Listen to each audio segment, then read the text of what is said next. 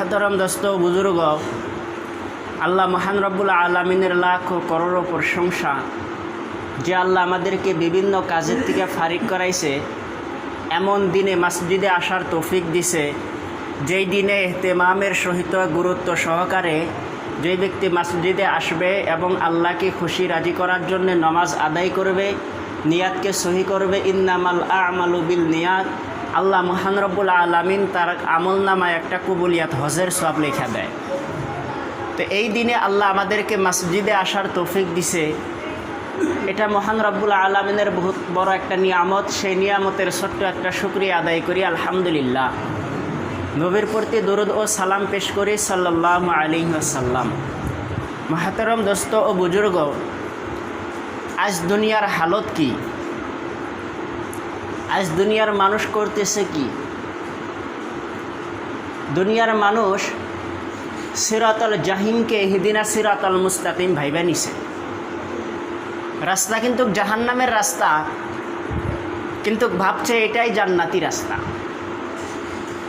এই রাস্তাই জান্নাতের রাস্তা, কিন্তু রাস্তা সেটা জাহান্নামের রাস্তা। হাতরাম দোস্ত বুজুর্গ, মানুষ নিজেকে ইমানদার বলে দাবি করে, নমাজ এক ওয়াক্তও পড়ে না। যে নমাজ না পড়ে সে নিজেকে কিভাবে ইমানদার বলে দাবি করতে পারে, এটা আমার বুঝি আসে না। কারণ কোরআন পাকে আল্লাহ মহান রব্বুল আলামিন কমে পক্ষে 82টা জায়গায় নমাজের কথা বললেন, যেই নমাজের কোনো কাফারা দিলেন না। সেই নমাজ না পড়ার পরে আমরা নিজেকে কিভাবে ইমানদার বলে দাবি করি?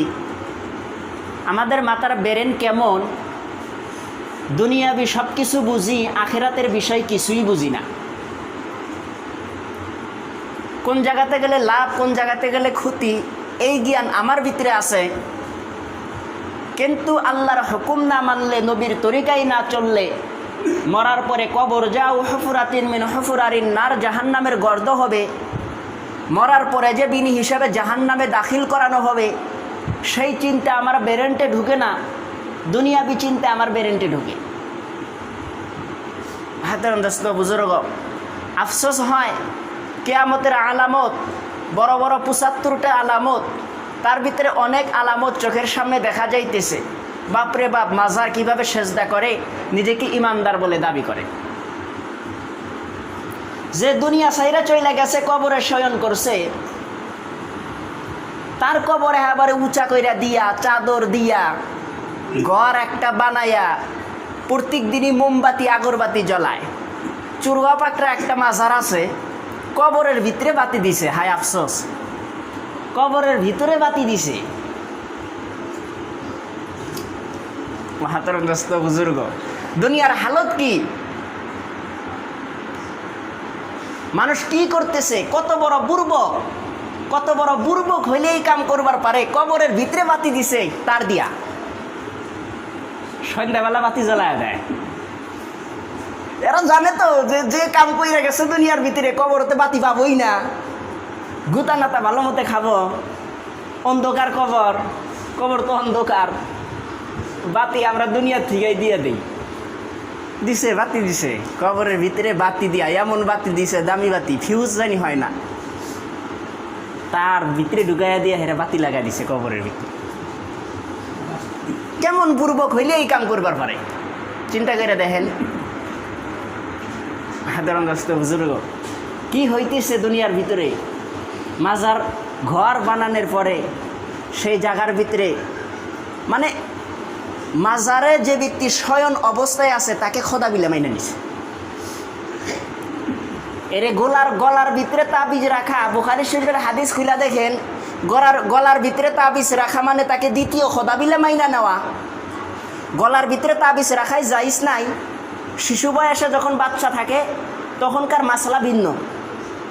একজন বাচ্চা যতক্ষণ পর্যন্ত মানে রব কি বস্তু বোঝে না, শিশু বাচ্চা রব কি বস্তু বোঝে না, শিরিক কাকে বলে বোঝে না, আল্লাহর সাথে শরিক কাকে বলে বোঝে না, স্রষ্টা কাকে বলে বোঝে না, সৃষ্টি কাকে বলে বোঝে না, এই ব্যক্তির গলায় তাবিজ দেওয়াটা এটা ওরকম বড় গুনার কাজ না।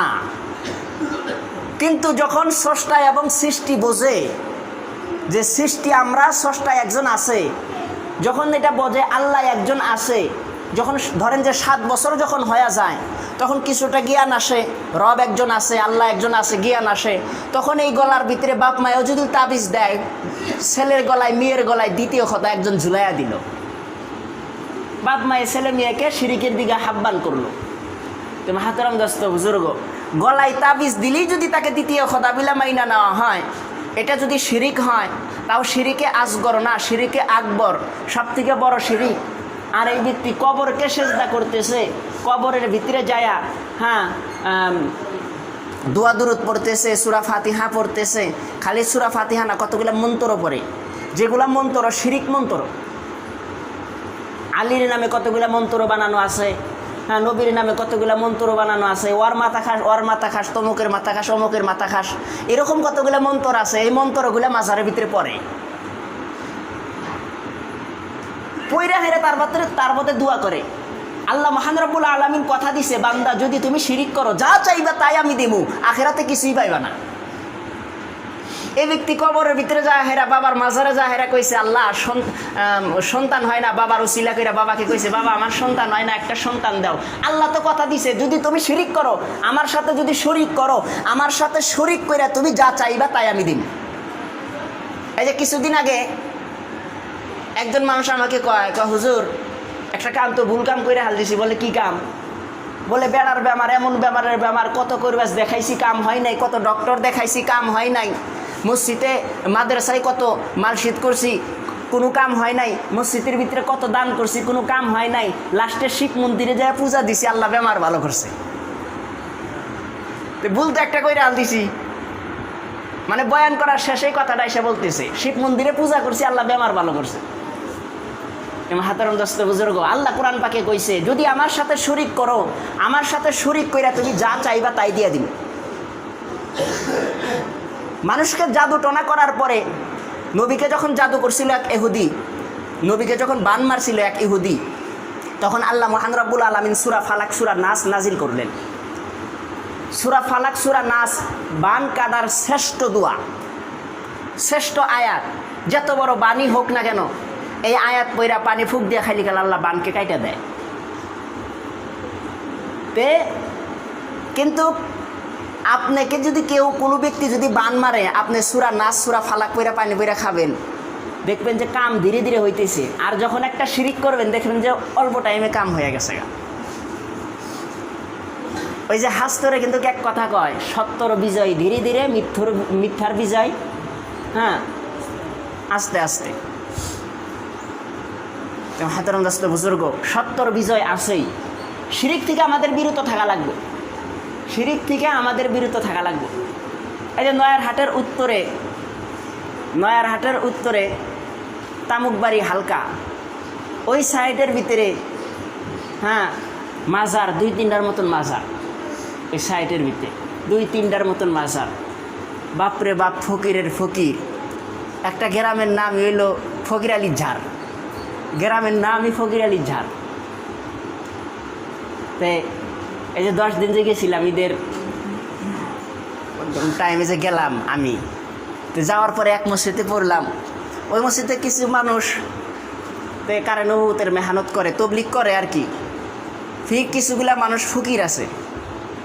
তো আমি তো আর ওরকম জানি না, মানে বয়ানের টাইমে একজন মানুষ কি করে, ওই দুয়ার মুড়ি বসে থাকে বারিন্দায়, বয়ানে বসে না, বারিন্দায় বসে থাকে।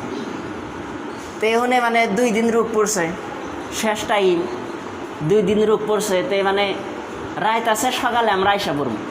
তো রাইতে মানে তুস্কিলের ডাক দেওয়া হয়েছে। তুস্কিলের ডাক দেওয়ার পরে 3 দিনের জন্য মানে 2 জন মানুষ তুস্কিল হয়েছে, নগদ বাড়াবার জন্য আর কি তুস্কিল হয়েছে। তো হওয়ার পরে নমাজ শেষে, সারা নমাজ শেষে বারিন্দার ভিতরে যা হেরা, আমিও খাড়া হয়েছি, যে 2 জন তুস্কিল হয়েছে এই 2 জনে খাড়া হয়েছে। একজন আর একজনে কয় তাহলে নেশাবটা কী করা যায়? তো এ কয় কালি যায়। তো এ ফেরা কয় 2 জন মানুষ যাবো কিবা কিরা। তো এই মোটা মানুষটা বগলে বসে রয়েছে। তা আমি তো জানি না ও ফকির, খাস ফকির, এটা তো আর আমি জানি না। তো আমি ফেরা কইলাম যে 2 জনকে, 3 জন হলেই তো জামাত হয়ে যায়। যে চাচা আছে, চাচা কি কন যাবার পাবেন না? আপনি গেলেই তো 3 জন হয়ে যায়, যান। মুরব্বী মানুষ বাড়িতে থাকে আর কি করবেন, আল্লাহ রাস্তায় তো যাওয়া লাগে। এই কথা কওয়ার হাতে তো কয় ফাঁসি কি কাম আমরা না করি, আমরা ফাঁসি কি কাম করি না, ফাঁসি কি কাম আমরা না করি। যে আবার যে ফাঁসি কি কাম না করি তো রাগ উঠে গেল গা। মহল্লার মানুষও আসিল, বলে চাচা আপনি করবেন না, ফাঁসি কি কাম করলেন কিসের নিগা, এটা কীভাবে ফাঁসি কি কাম হইলো প্রমাণ দেন। বলে নবীর টাইমে তবলিক আসিল না, সফর আসিল। এরে সফর কাক কয়, তবলিক কাক কয়, হিজরত আর নসরত, হিজরত করা কাক কয়, সফরই কি তো হিজরত কয়। হ্যাঁ, হিজরতই কি তো সফর কয়। তো মানে মানুষ মুরুক্ষ হইলি যা হয়, ওই যে কইছে না মুরুক্ষ জঙ্গল বরাবর হাস্তরে কইছে না, তো সেই দশা। তো বেচারা মুরুক্ষ না, মিট্রিক পাস, কিন্তু ওখানে নবীর টাইমে সফর আসিল, সফর তো হিজরত। হ্যাঁ, হাতের অন্ধ বুজুর্গ লাইগা গেল, পুরা লাইগা গেলে এখন দলিল দেওয়া লাগে। তবলিক কোনে আছে দলিল দেওয়া লাগে। আমি কইছি নামাজের আগে তবলিক আইছে, এখন দলিল দাও। বলে দলিল হুই না যাও, বলে ফজরের টাইমে দলিল হুনমু। রাগ ভালো উঠছিল, কইছি এ পাগলা নাকি, এই আরো চিতা গেল। হ্যাঁ মোক পাগলা কইলি, মুই পাগলা, আরো চিতা গেল গা। ফজরের টাইমে দলিল ঠিক করি রাখিস, নয় ভেজাল আছে। বলে ও মুনি রাখমুনি ঠিক করিয়া। বেচারা গেছে গা, হারা রাত মানুষ জগাইছে, সকালে বহুত মানুষ আইছে মসজিদে। কইলাম যাই গিয়া, পাগলা গাইয়া কাম হয়েছে। হ্যাঁ, 2.5 ঘন্টা মেহনত করার পরে কয় ইনশাল্লাহ যামু, তারপর আর মসজিদে আইসো না। এক পাগলা কইছি, ভালোই কয়জন আইছে, কাম ভালো হয়েছে। যাই হোক, সকালে আলোচনা করা হইলো, দলিল দেওয়া হইলো। তো দুনিয়ার ভিতরে আঙ্গের মার্কাসের ভিতরে এরকম হালত।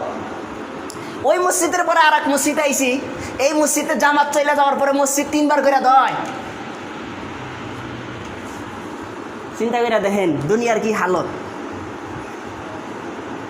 এখনো মানুষ এমন আছে কারে নবুবতের কামকে সাপোর্ট করে না। কোরআন পাকে কম পক্ষে 6666টা আয়াতের ভিতরে কম পক্ষে 1000 আয়াতে আল্লাহ মহান রব্বুল আলামিন নবুবতের কথা কইছে, সৎ কাজের আদেশের কথা কইছে, অসৎ কাজের নিষেধের কথা কইছে, মানুষকে আল্লাহর দিকে আহ্বান করার কথা কইছে। এই কামকে বিরোধিতা করতেছে। আখিরাতের দিন আল্লাহ নবীকেও জিজ্ঞাসা করব, সমস্ত নবীকে জিজ্ঞাসা করা হবো। যার উপরে তাওরাত নাজিল হয়েছে, তাওরাতের উপরে যেই নবীগুলো আসিল, হ্যাঁ তাদেরকে জিজ্ঞাসা করা হবো। ইব্রাহিম আলাইহিস সালামের উপরে সহিফা নাজিল হয়েছে, সহিফার উপরে যারা আসিল। ইসহাক আলাইহিস সালামের উপরে কোনো কিতাব নাজিল হয় নাই, সহিফার উপরে মেহনত করছে। ইয়াকুব আলাইহিস সালামের উপরে কোনো কিতাব নাজিল হয় নাই, ইব্রাহিমের সহিফার উপরে মেহনত করছে। ইউসুফ আলাইহিস সালামের উপরে, ইমরান আলাইহিস সালামের উপরে, খিজুর আলাইহিস সালামের উপরে, হ্যাঁ এরকম বহুতগুলা নবীর উপরে, মানে বহুতগুলা নবী ইব্রাহিম আলাইহিস সালামের সহিফার উপরে মেহনত করছে, একের উপরে কোনো কিতাব নাজিল হয় নাই। তাহলে কিতাব সম্বন্ধে সমস্ত নবীকে জিজ্ঞাসা করা হবো যে সহিফা তোমরা মানছাও না, না মানো নাই কে, তওরাত মানছাও না মানো নাই, জব্বুর মানছাও না মানো নাই, ইনজিল মানছাও না মানো নাই। আমাদের নবীকেও জিজ্ঞাসা করা হবো কোরআন তুমি কীরকম মানছাও, নবীকেও জিজ্ঞাসা করা হবো। তুমি হাতারাম দোস্ত বুজুর্গ, প্রত্যেকজন উম্মতকে জিজ্ঞাসাবাদ করা হবো। কোরআনের একটা আয়াত যদি কেউ যদি একটা আয়াতের উপরে যদি আমল না করে, আমল করা যদি সম্ভব না হয়, তার বিরোধিতা করা যাব না, চেষ্টা করা লাগবো, কোশিশ করা লাগবো। কিন্তু যদি কেউ বিরোধিতা করে, হে ইমানের উপরে অটল থাকবো না, ইমান থেকে খারিজ হয়ে যাবো না। কিন্তু তারা কি করতেছে, কোরআনের 1000 আয়াতকে মানতেছে না।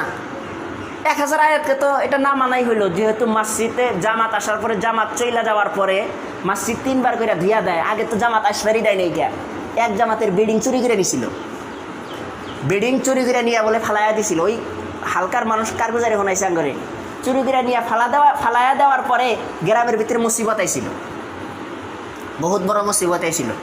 যারা চুরি করে নিছিল কে কে প্যারালাইক্স হয়ে গেছিল। তখনকার থেকে জামাত যাবার দেয় ঠিক, কিন্তু জামাত চলে যাওয়ার পরে মসজিদ 3 বার করে দিয়া দেয়। তুমি হাতারাম দোস্ত বুজুর্গ, এগুলো আসলে কথা হলো কি, আমাদের মেহনতের কমির জন্য এবা হয়। যেভাবে মেহনত করা দরকার সেভাবে আমরা মেহনত করি না। মুফতি বিলাইদ রহমাতুল্লাহ আলাইহি, উনি এত বড় একজন মুফতি আসিলেন, কাসিমি মুফতি আসিলেন, হ্যাঁ দেওবন্দ থেকে ফারিক হয়েছিলেন। উনি 20 বছর মেহনত করছেন, বদনা নিয়া, বন্দি নিয়া, গাছদের বয়ান করছেন, 7-8টা বন্দিকে সামনে রাইখা বয়ান করছেন। বন্দিকে কইছে তুমি রাহাবর থাকবা, তুমি আমির থাকবা, আমি মোত্তাকাল্লিম থাকবো। একজনে ইস্তেকবাল দিছে, একজনে দুয়ার ভিতরে দিছে বন্দি, একজনে মসজিদের ডাইন কোনায় বন্দি একটা থিয়া দিছে দুয়ার ভিতরে, আর একটা বন্দি সদর রাস্তায় থিয়া দিছে ইস্তেকবালে, আর এক বন্দি ডাইন হাতে নিছে, আর এক বন্দি বাউ হাতে নিছে, একজন রাহাবর আর একজন আমির, আর মাঝখানে ও মোতাকাল্লিম। কত বড় পাগল! বন্দিয়ে কথা কবার পায় না, বন্দিয়ে কোনো কিছু বোঝে না। বন্দি নিয়ে এইভাবে 20 বছর মেহনত করছে। 20 বছর পরে আল্লাহ মহান রব্বুল আলামিন একদিনে 20 লাখ মানুষ জুড়াইয়া দিছে। তো নিজের কুরবানির উপরে দাঁড়ানো লাগবে, নিজের কুরবানির উপরে দাঁড়ানো লাগবে। নিজে যদি কুরবানির উপরে দাঁড়াই, অবশ্যই আল্লাহ মহান রব্বুল আলামিন দিন জেন্দা করে দিব। কিন্তু নিজের কুরবানির উপরে দাঁড়ান লাগবো, নিজের মেহনত করা লাগবো। মহাতারাম দোস্ত বুজুর্গ, আমাদের মেহনতের কমির জন্যে আমাদের মার্কাসের ভিতরেও এমন মসজিদ আছে যেই মসজিদে জামাত আসার পরে জামাত চইলা গেলে গেলাম মসজিদ 3 বার করে দিয়ে দেয়। এটা বিশ্বাস করছিলাম না যে এমন এখনো আছে নাকি, বিশ্বাস করি নাই কেন। কিন্তু মানে এই মসজিদ থেকেও আর একটা মসজিদে যে গেছি আশেপাশে ওরকম দূরত্ব না, তো মানে যাচাই করছি যে হুত্তি দয় নাকি, তো যাচাই করে দেখছি আসলেই দিয়েছে। আইসা দেখছি যে হুত্তি দয় নাকি, আসলেই দিয়েছে। তো মহাতারাম দোস্ত বুজুর্গ, আমাদের মার্কাসের ভিতরে এরকম হালত, কারণ আমাদের মেহনতের কমি। ওই জন্য আমাদের সবারই মেহনত করা লাগবো। আল্লাহ দেওয়া জান, আল্লাহ দেওয়া মাল, আল্লাহ দেওয়া সময় আল্লাহ রাস্তায় ব্যয় করা লাগবো। এর ও আদায় আল্লাহ জান্নাত দেওয়ার ও আদা করছে। আমরা সবাই সুখ চাই, শান্তি চাই। আর সুখ শান্তি পাবার হইলে আমাদের জানমাল সময় আল্লাহকে দেওয়াই লাগবো, মসজিদ আবাদ করাই লাগবো, কোরআন হাদিস অনুযায়ী চলাই লাগবো। তবে মরণের টাইমে কালিমা নসিব হবো, কবর জান্নাতের টুকরা হবো, আর বিনি হিসাবে আল্লাহ জান্নাতে দাখিল করাবো। ইনশাল্লাহ আমরা মসজিদে আসা যাওয়া করবো, আমরা ইনশাল্লাহ দিনের মেহনত করবো, নিজেও জাহান্নাম থেকে বাঁচার চেষ্টা করবো, অপরকেও বাঁচানোর চেষ্টা করবো। তা আল্লাহ পাক বলনেওয়ালা শুননেওয়ালা উভয়কে বলার থেকে শোনার থেকে এর উপরে আমল করার তৌফিক দান করুন। ও আখিরি দাওয়ানা আলহামদুলিল্লাহি রাব্বিল আলামিন। 4 রাকাত করে সুন্নাত করি।